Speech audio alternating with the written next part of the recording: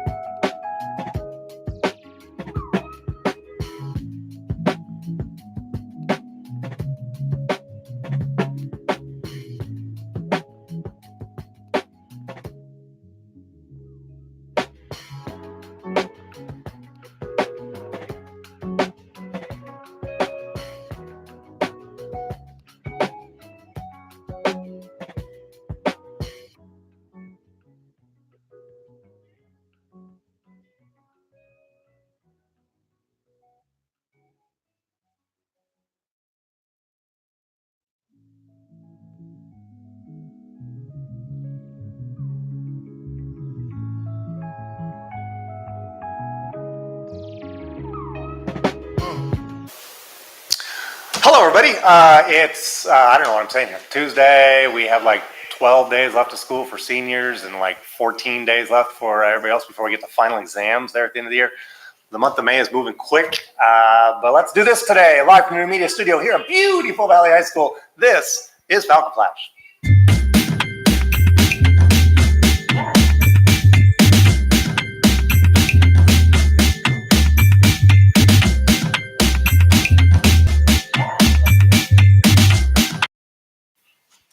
All right, good morning, students and staff. Today is Tuesday, May 7th, and born on this day in 1909, Edwin Herbert Land was an American inventor and physicist who founded the Polaroid Company. You've heard of that.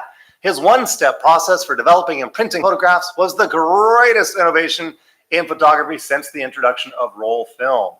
He first demonstrated the Polaroid Land camera in 1947, which gave fully developed prints in 60 seconds. That's amazing. Land also applied the name Polaroid to the light polarizing filter he had previously invented by embedding suitable crystals in a plastic sheet, which was widely known for its use in the lenses of sunglasses. His other projects included instant X-rays, 3D movie projector, among the other 500 patents he held. But rather than me talk about him, it is much more fitting to learn about Land via film. So let's roll that film. In Boston, Dr. Edwin Land claims to have invented a new camera which will revolutionize photography. It all looks quite ordinary, right up to the time he takes a picture.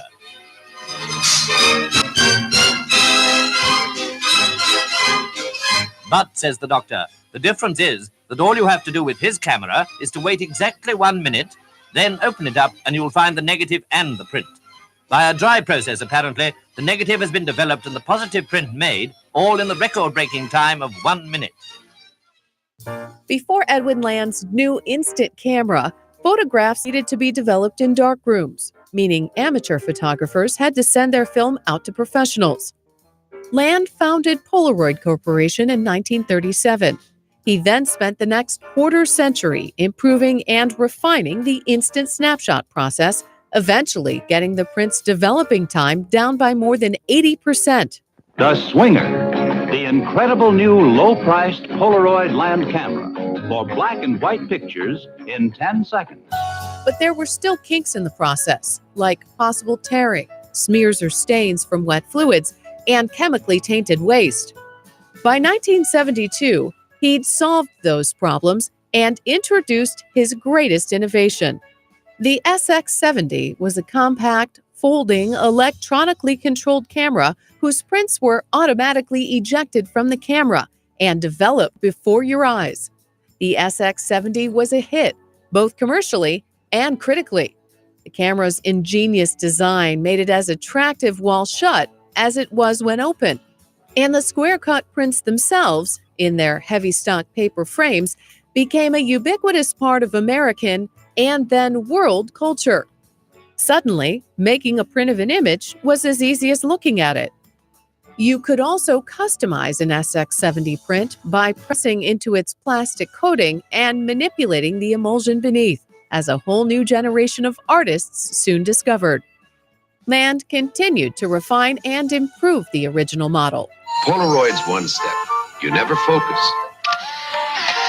And look at the new SX70 film. Brighter color, and you'll see it twice as fast as before. The most impressive testimonial to the SX70's success is that even in the age of digital photography, there's still a cult following for Edwin Land's 1972 miracle camera.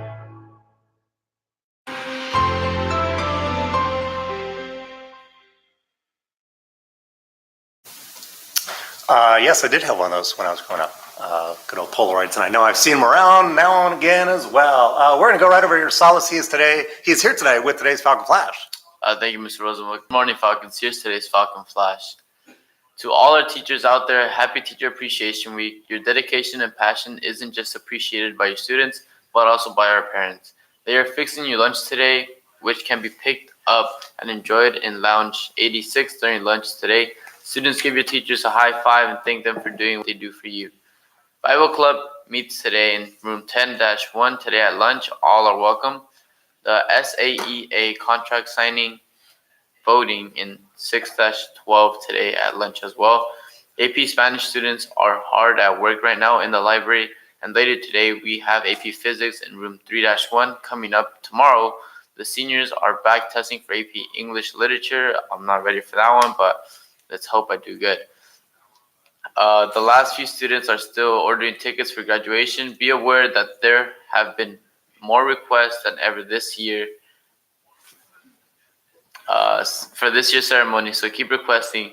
But all seniors need to know that the larger orders won't be filled completely. Mr. Rosenbaum will have more information on the number of tickets per graduate after all orders are in as of Friday this week. Thank you, Mr. Rosenbaum. That's right. So we'll have more information for you on that later on. Hey, for some news from the real world beyond our campus borders, we have a report today from the United Nations regarding our environment. So from today's LA Times, let me read this to you here right now. It says, people are putting nature in more trouble now than at any other time in human history, with extinction looming for over 1 million species of plants and animals, scientists said on Monday. The biological diversity of this planet has been really hammered, and it is really our last chance to address all of that, said George Mason University biologist Thomas Lovejoy. Conservation scientists convened in Paris to issue the report, which exceeded 1,000 pages. The Intergovernmental Science Policy Platform on Biodiversity and Ecosystem Services, otherwise known as IPBES, included more than 450 researchers who used over 15,000 scientific and government reports. The report summary had to be approved by representatives of all 109 nations in the UN. Some of their findings tell us that turning forests, grasslands, and other areas into farm cities and other developments, the habitat loss leaves plants and animals homeless. About 3/4 of the Earth's land, 2/3 of its oceans, and 85% of crucial wetlands have been severely altered or lost, making it harder for species to survive, the report said. Also, overfishing the world's oceans is a problem. 1/3 of the world's fish stocks are overfished. Permitting climate change from the burning of fossil fuels to make it too hot, wet, or dry for some species to survive. Almost half of the world's land mammals, not including bats, and nearly a quarter of the birds have already had their habitats hit hard by global warming. We also have a problem with polluting land and water. Every year, 300 to 400 million tons of heavy metals, solvents, and toxic sludge are dumped into the world's waters.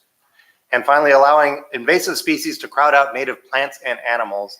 The number of invasive alien species per country has risen 70% since 1970, with one species of bacteria threatening nearly 400 amphibian species.